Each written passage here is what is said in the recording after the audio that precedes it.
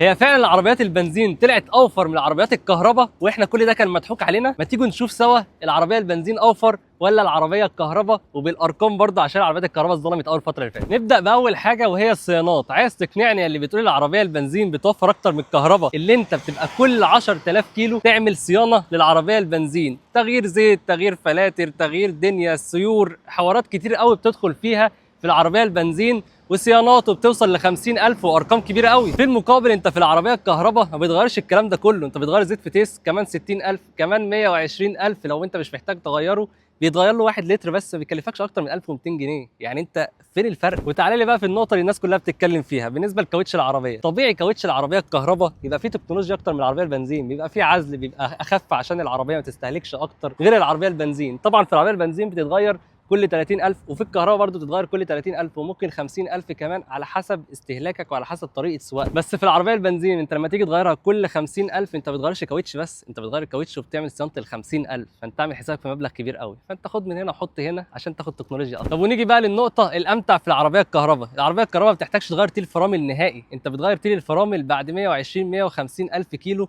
بعيدا عن عربيات البنزين انت بتغيرها كل 40000. فالفرق ده جاي منين؟ العربيات الكهرباء فيها موتور بيفرملها اصلا لوحدها. العربيه وانت ماشي مجرد ما تشيل رجلك من على البنزين العربيه بتبدا تدوس فرامل لوحدها، فما تحتاجش تغير فرامل او ما بتستهلكش زي البنزين. وبعدين بطاريه مين بتتغير بنص ثمن العربيه. البطاريه بيبقى عليها ضمان من 5 ل 10 سنين، وبعدين حتى لو حصل لها حاجه بعد ال 10 سنين، يعني مين يعيش بعد 400000 كيلو، انت ما بتحتاجش تغير غير اجزاء في البطاريه، بتتغير بلوكات من البطاريه، ما بتتغيرش خالص البطاريه كلها. ولو حد حب يغير البطاريه كلها بعد 10 سنين، لو مثلا ب 500000 جنيه اللي هي نص ثمن العربيه، البطاريه كمان 10 سنين في التكنولوجيا اللي بتحصل في الطيران بتاع التكنولوجيا اللي بيحصل في العربيات الكهرباء ممكن توصل 10% من ثمن العربيه. ونيجي لاخر نقطه وهي الشحن والبنزين. طبعا احنا هنا في الساحل هشحن العربيه دي 190 جنيه 180 جنيه، حتى بعد غلاء اسعار الكهرباء ما زالت اوفر من البنزين. في العربيه البنزين انا هدخل دلوقتي احط لها بنزين وهي فيها نص التانك باكتر من 500 جنيه عشان ارجع بيها القاهره. الموضوع مش موضوع ارقام بس، الموضوع موضوع